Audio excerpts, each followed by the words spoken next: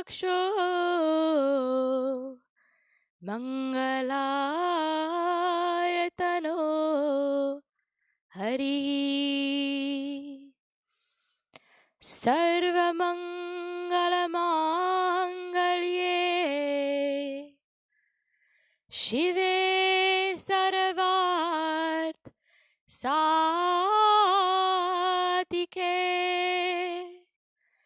शरण्ये त्र्यंबके गौरी नारायणी नमोस्तुते गजाननं भूत गणातिसेवितं कपित्तजम्बू फलचारुभक्षणम् उमासुतं शोक विनाशकायकं नमामि विघ्नेश्वरपादपङ्कजम् कर्पूरगौरं करुणावतारं करुणावतारम्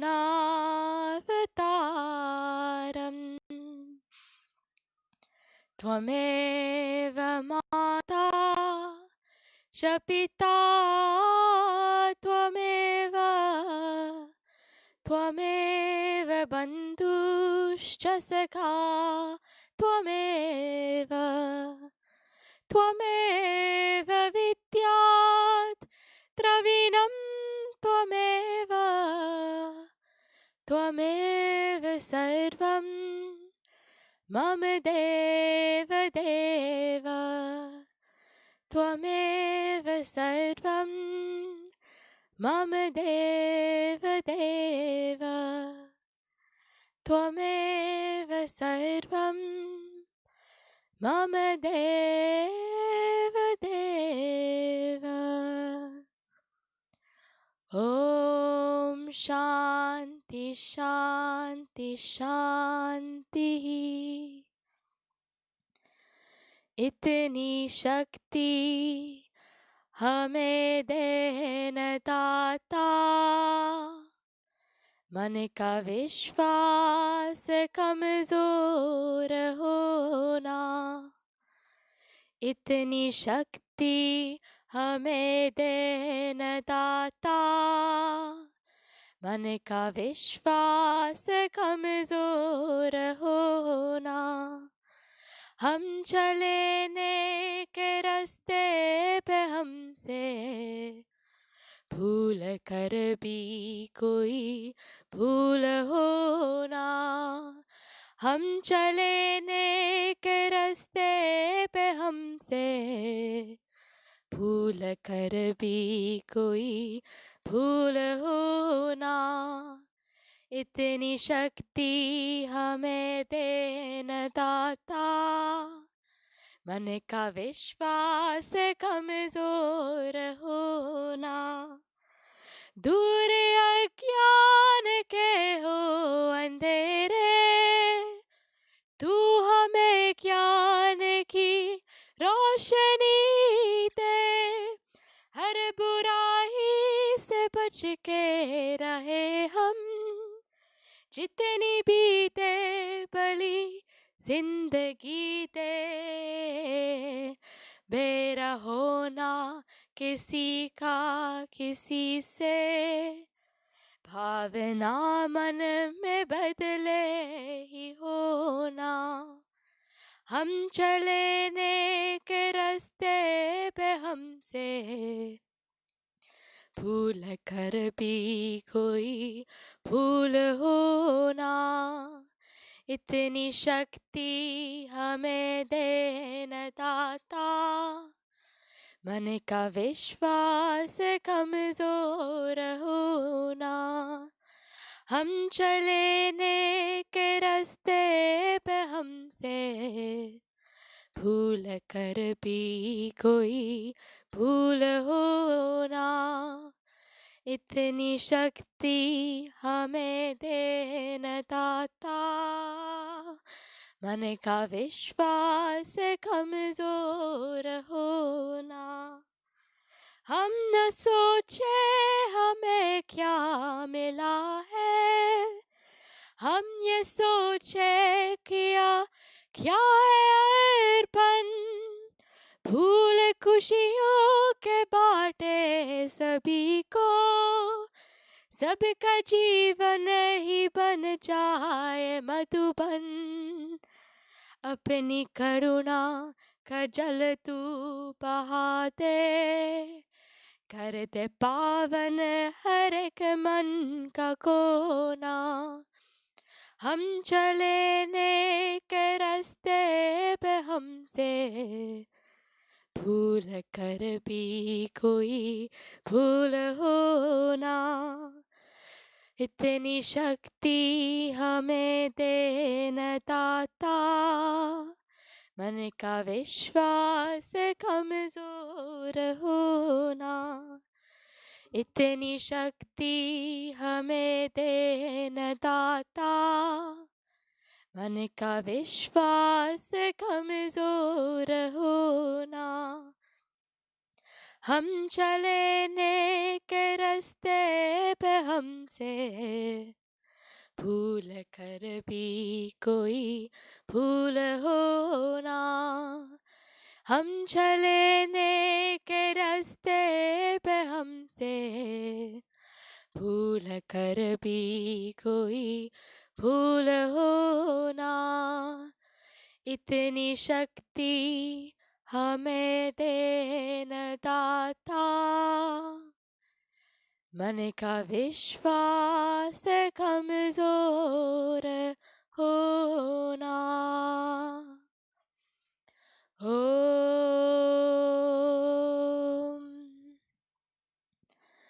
पूर्णमदा पूर्णमिदं पूर्णात् पूर्णमुदच्यते। पूर्णस्य पूर्णमादाय पूर्णमेवावशिष्यते। ॐ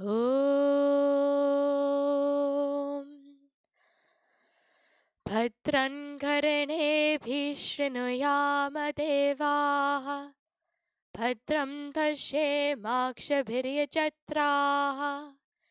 स्थिरैरङ्गैस्तुष्ट्वागुंसस्तनूभिः व्यशेम देवहितं यदायुः। स्वस्ति न इन्द्रो वृद्धश्रवाः, स्वस्ति नः पूषा विश्ववेदाः। स्वस्ति नस्तार्क्ष्यो अरिष्टनेमिः, स्वस्ति नो बृहस्पतिर्दधातु। ॐ करचरणकृतं वा कायजं कर्मजं वा श्रवणनयनजं वा मानसं वा पराधं विहितं विहितं वा सर्वमेतत् क्षमस्वम्। जय जय करुणाब्धे श्री महादेव शंभो, श्री महादेव शंभो, श्री महादेव शंभो। ओम सहनाववतु सहनौ भुनक्तु सह वीर्यं करवावहै तेजस्विनावधीतमस्तु मा विद्विषावहै। ओम शांति शांति शांति। ओम सर्वे भवन्तु सुखिनः Sarve santu niramaya, Sarve Patrani Pashantu, Ma Kashid Dukkha Bhag Bhavet. Om Asato Ma Sadgamaya Tamaso Ma Jyotirgamaya Mrityorama Amritam Gamaya. Om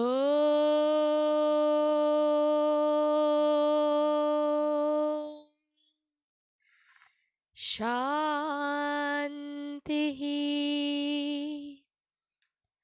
Shanti Shanti.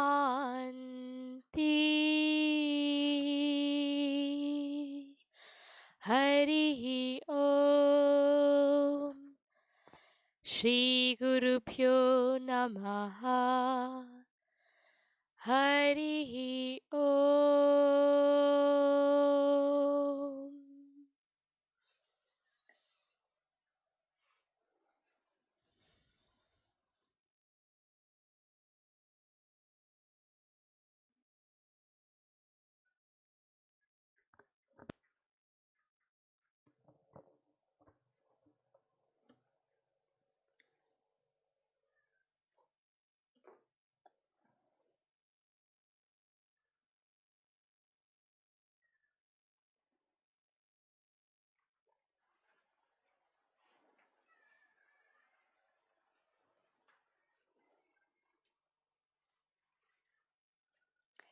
Welcome to Satsang.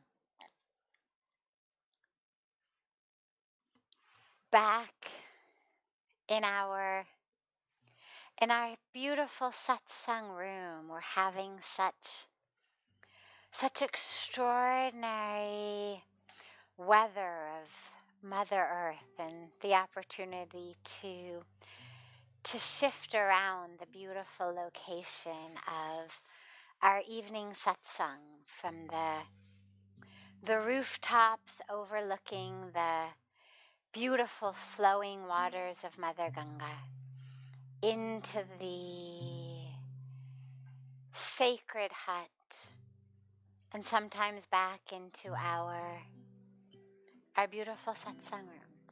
So from our satsang room and our hearts into your room, your home, and your hearts. And of course, we're together and we're connected. And these beautiful wires of technology give us the opportunity to remember that. Praying, hoping that someday, very, very soon, all of you, or certainly most of you, will be able to be with us here physically, back on the banks of Mother Ganga, where again together we will join, perform the sacred arti to Mother Ganga, come together after the arti and sit together, singing kirtan, chanting mantras, and then moving into satsang. I don't know whether it's a matter of weeks or months, but I know that day will come. And it will come again soon. And when it comes, we'll all look back on this time as such an extraordinary training ground to really experience things that we've never felt before, And by God's grace, those of us watching this video, being together in satsang,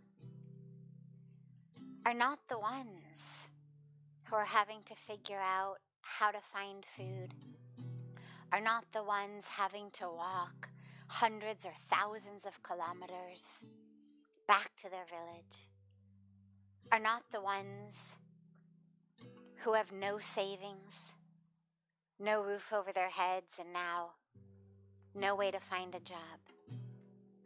And I mention this because I hear so much from people, so much about how they're suffering. They're bored, they're frustrated, they're restless, they feel stuck. Stuck in most cases in a little apartment, 1 room, 2 rooms, a small house, maybe a big house. But it's so important to realize the world is going to open up. In many places, it's opening even way prematurely. The call of the economy is louder than the call of public health. But we're going to be free of this pandemic. The virus may or may not ever actually go away, but it's certainly going to cease to be a pandemic in weeks or in months. And we'll move through the world again, openly. But we're going to look back on this time and ask ourselves, what did I learn? Did I learn deep patience? Not just resilience. It's not just a matter of was I able to dig my fingernails deeply enough into my skin that I was able to tolerate it. It's not just that I was able to hold my tongue long enough not to lash out at people around me, or hold my fists together and prevent myself from hitting my loved ones. Not just that, but did I really find a spaciousness within?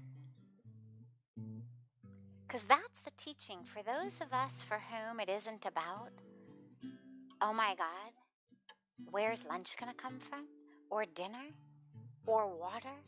Or a toilet? Or a menstrual pad? Or medicine if I get sick?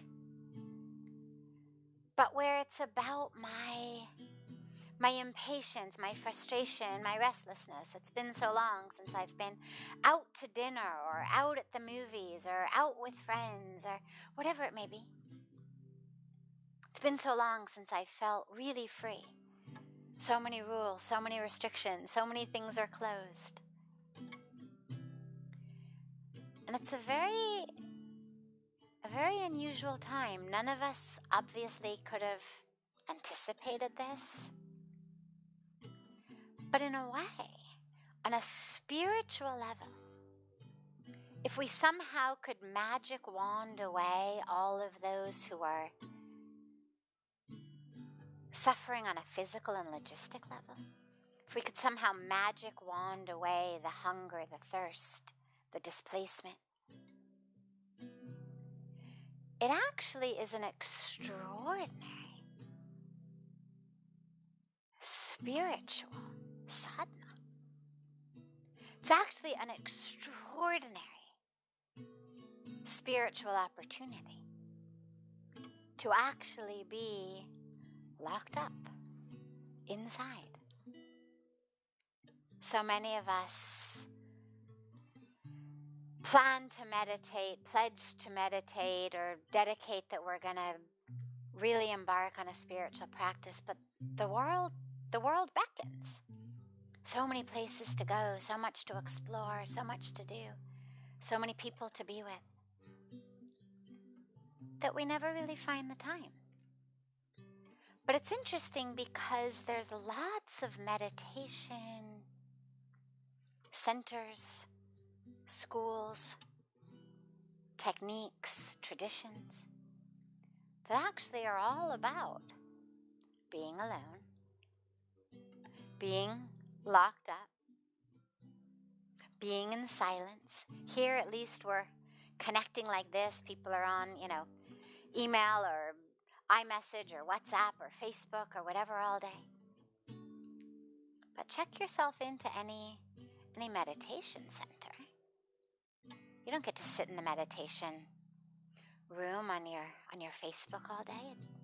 Most of them make you check your devices at the door. And people pay to do this. It's voluntary. People plan years in advance to take off 7 days, 10 days. The really committed ones, couple months, to check themselves into a center where they won't speak to anyone. They won't see anyone. Even if there are other people there, they'll keep their gaze down, no eye contact.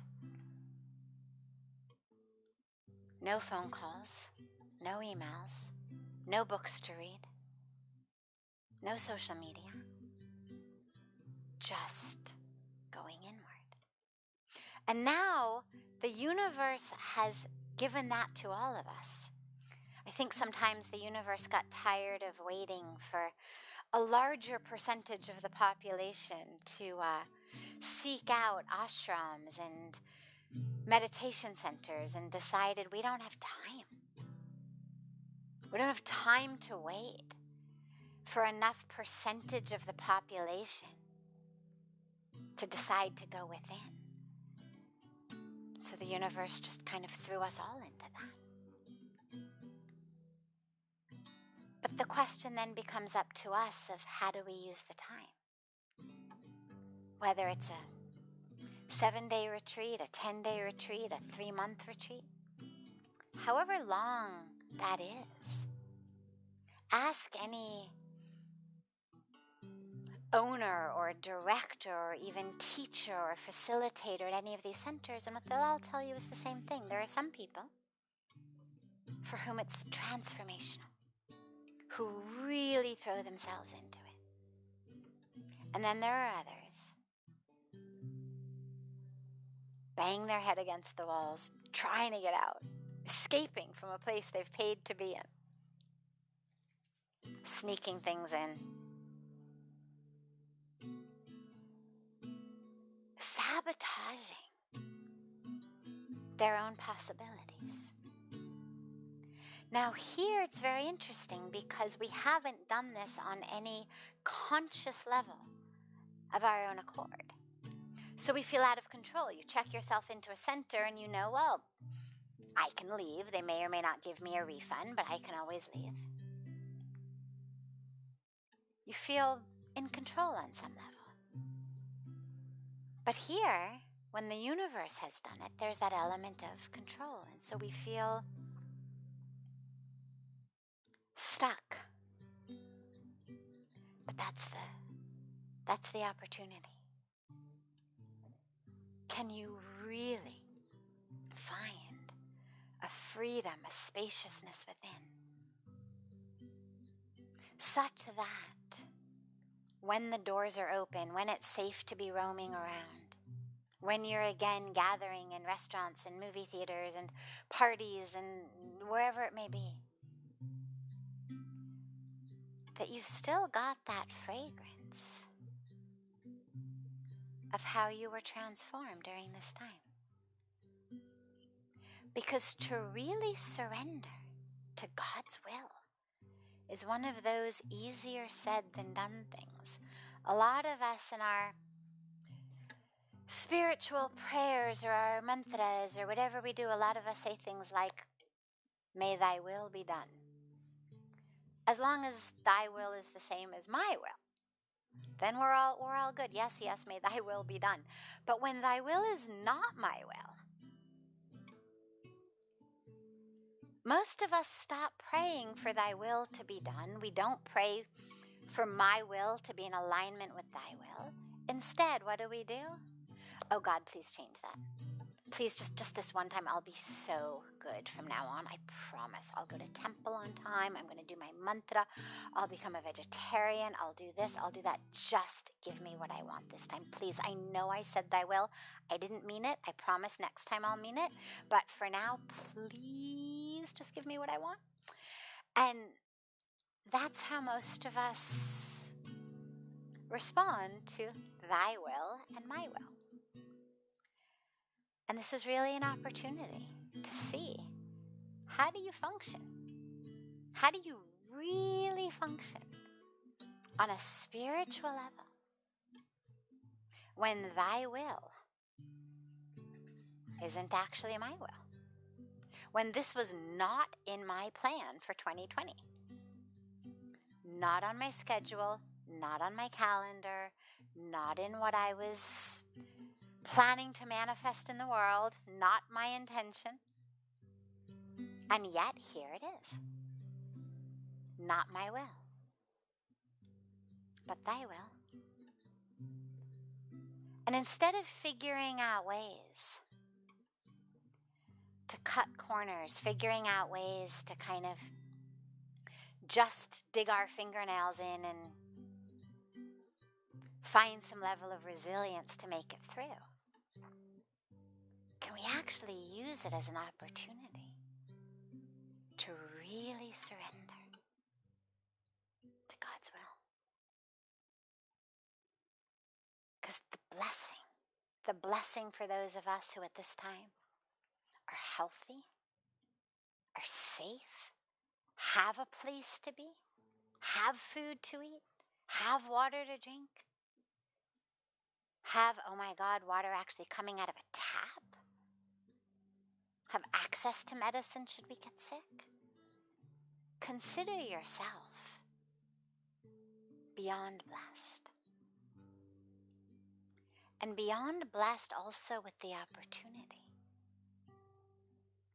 for this particular spiritual lesson. It's as though a loved one gave you a surprise birthday gift.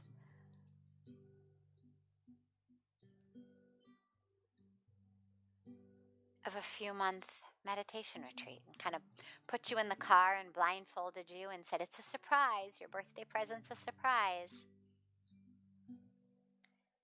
And then took off your blindfold and here you are. But that loved one is God. That loved one is Mother Earth, who in the meantime that we're transforming ourselves or not, she's healing herself. She's given herself a gift at the same time. So let's use it as what it is for us. We stay safe. We stay protected. We do whatever we possibly can in whatever scope each of us individually has. For those for whom the next meal, water, medical care, a roof over their heads, for whom that is the concern. And we recognize the opportunity for us. Otherwise, we miss the whole point. And if you miss the point of this, which is perhaps the loudest, most obvious, most undeniable, inescapable message of the universe that most of us have ever experienced, if we miss this, how do you expect we're going to hear that very subtle whisper of the divine voice later on? If we can't hear this, if you can't hear it when the universe shouts, how are you going to hear it when it whispers? So let us hear it, really get it, and then hold that fragrance as slowly, by God's grace, we become free of the pandemic.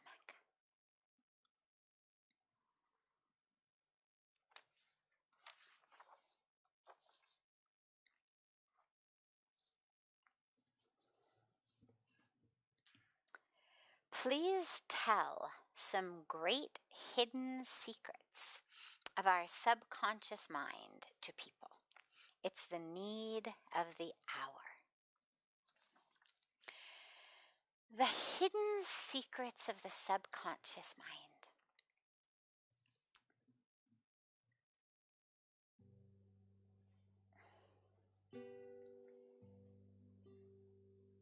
What's important about the subconscious is to know that it exists, number one.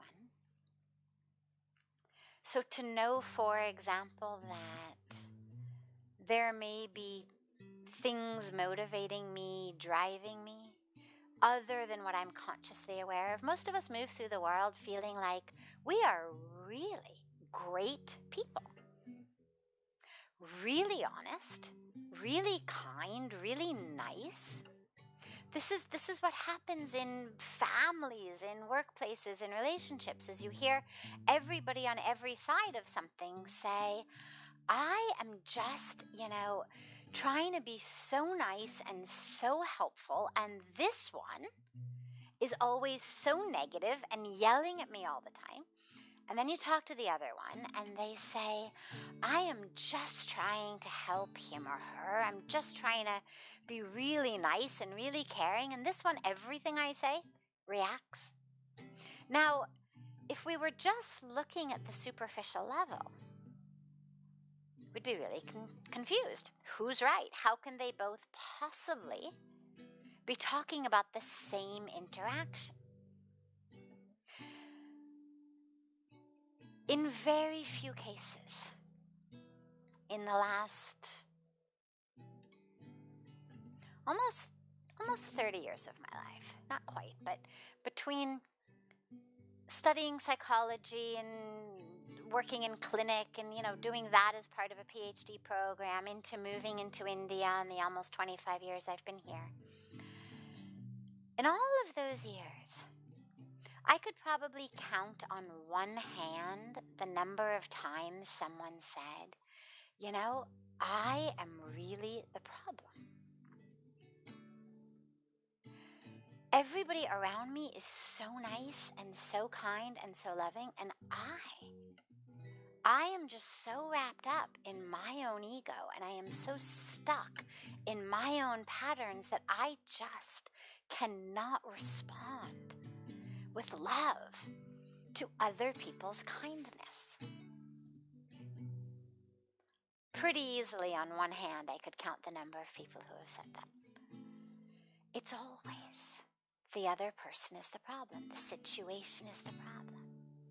And the reason for that is that we're not looking at our own subconscious minds. That which I'm conscious of in my thoughts, in my words, in my facial expressions, in my behavior, for most of us, unless, we're rapists or murderers, horrible people, most of what we see ourselves doing and thinking and speaking is pretty good. The problem is we're not seeing all of it. There's so much driving us that we don't even see. And that's the subconscious mind. And the reason that it's so important to know it exists is it gives us a humility. A humility to say, maybe I'm part of the problem. Doesn't mean I'm bad, doesn't mean I'm wrong, but maybe it just means that there's something going on here that I'm not seeing. Something's driving me, some fear, some desire, some anger, some grudge, some pattern from my childhood. Because the thing about the subconscious mind is, it's programmed mostly in our childhoods. And on a neurologic level, the brain waves of children are very similar to the brain waves when we are under hypnosis, for example. So it's not the same conscious in the world, fully focused brain waves that most of us are operating with. So we're programming our brains, our minds, at a certain frequency, a certain brainwave, that most of us don't have access to all the time. And so the first and most important lesson of the subconscious mind is be humble. If someone says that you're acting in a certain way, being a certain way, at least take a moment and think there might be some truth to it, number one. Number two, when things in the universe hurt, things other people are doing, ways other people are acting, aspects in the universe, before you point a finger at them, just wonder with curiosity, with interest, with fascination, not with judgment, but just with marvel at the workings of your own mind and psyche, whether maybe there's some aspect of how that piece in the world is intersecting with a piece in you that's making you feel this. Because when we act from our subconscious, we're not usually acting in our best interests. We're acting out of pattern. And that becomes the dilemma, is when I don't know it exists, and I pretend it doesn't exist, then I have no way to protect myself from allowing it to run my life. If I know it exists, and I even do some practices to experience it, to face it, to see it, to unearth it, to make the subconscious conscious, to dig it up, to behold all of the different layers of who I am, then I've got the ability to decide who makes the decisions.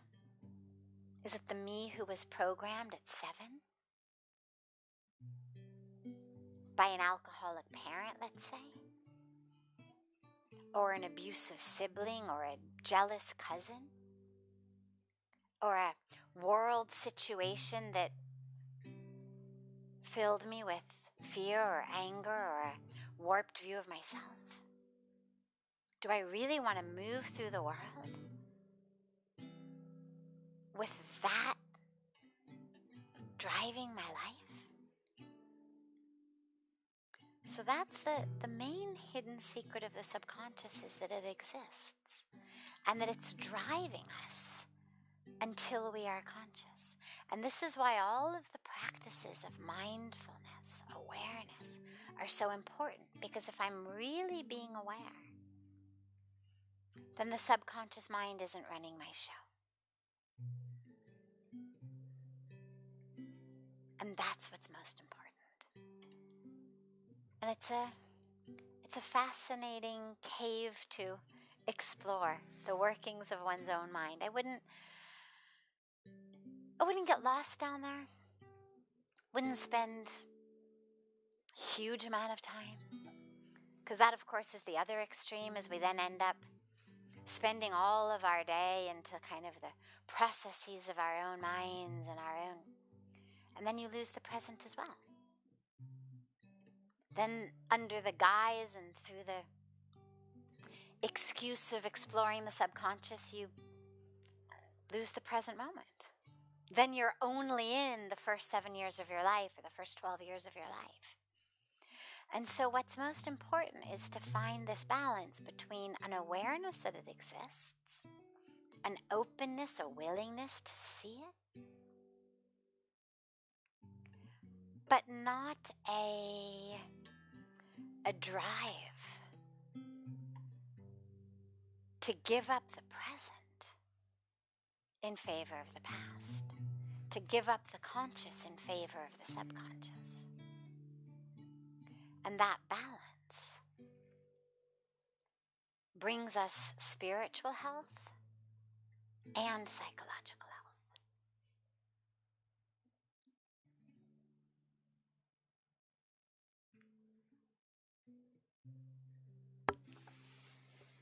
Dear Sadhviji, why do we rub our palms and then place them on our eyes after meditation?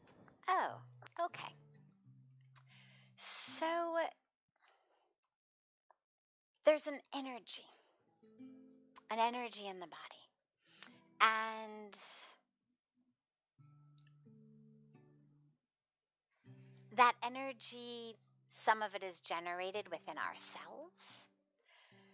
Some of it comes in from the outer world. There are practices that we do that heighten the energy within us. And after we do those practices, whether it's a practice of meditation, whether it's a practice in a Chinese tradition of Tai Chi or Qigong, that's activating what they refer to as Qi, that same energy that we speak about. The hands are places into which that energy comes. They're centers of it. It's where, when you do healing, people use hands. Now, of course, the energy flows through our entire bodies, but there's a reason that we use hands to heal rather than, for example, our knees. I mean, I've never seen an energy worker, put their knees on someone or their elbows on someone. They do that to give you a good massage, but usually for energy work, it's the hands. Because the energy comes into the hands in a, I think, a much more powerful and intense way than it does into other areas of our body. It comes into our hearts as well. But the hands also have this beautiful ability of being able to be used much more easily than our knees or our elbows or our heart. It's very, very difficult to rub your heart on something. So the hands are these wonderful tools into which the energy flows, both that which is coming in from the universe, that which is coming in from within us, and that which is being generated by the interaction between the energy of who we are and the energy of the universe. And so after a practice like this, when you do this, what it does is it really kind of brings all of that energy here together. It, of course, creates also just heat energy, but it also brings that energy together. And then we just offer it to ourselves. It's not so much just about our eyes. There's practices of all over the body. I have a beautiful Qigong teacher who, at the end of doing a Qigong session, has you really offer to all of the different parts of the body. It's a way of drawing energy into your own body. There's many ways of doing it. You can do it either actually by using the hands or just by using the intention. But that's what the practice is. So whenever you do it, just envision yourself really offering back to you, so to our eyes, to give us that divine sight, to clear our eyes, bring energy to our eyes, so that when we see the world, we see truth, we see light, we see divinity. When most of us see the world, we see things that make us angry or frustrated or greedy or lustful or annoyed. I mean, we see the world as objects. So we offer that sacred energy to our eyes to be able to see the divine, see love, see truth, see light. To offer that back into us. So yeah, it's a beautiful practice. These days I've stopped it because of Corona. We're all told not to be touching our faces. So even if you washed your hands before the beginning of satsang, nonetheless, just out of deference and obedience and respect and love for the passion and vehemence Honorable Prime Minister, our government, the World Health Organization, all of the wonderful organizations in the world that keep telling us, don't touch your face. I don't want to be giving a different instruction. So these days when you do it, just offer it to your heart, offer it to your body, offer it wherever feels right. It's energy of you, of both the physical body, of the subtle body, the energetic body, of you in the universe, intersecting with you in the body. We offer it back.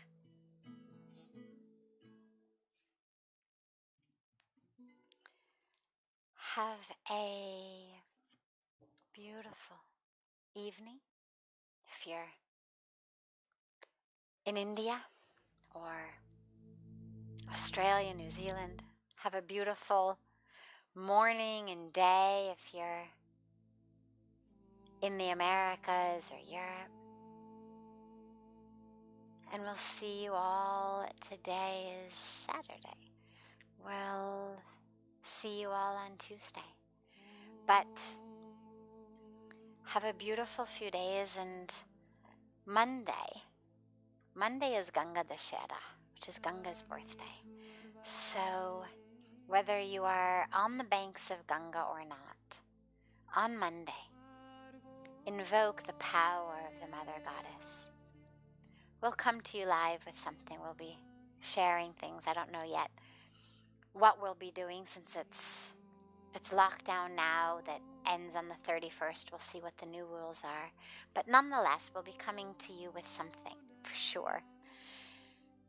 But wherever you are in the world, invoke the presence of Mother Ganga. It's said that wherever you take Ganga's name, she flows. Whether it's standing in your shower in Manhattan or London or Sydney, whether it's in the river that flows in your backyard, the creek flowing down your block, wherever it may be, invoke that power of Ganga and she'll flow. So that's on Monday. It's Ganga's birthday. So wherever you are, celebrate it. Celebrate it by invoking that power and presence of the Divine Mother Goddess, that bringer of liberation. Let her flow into you.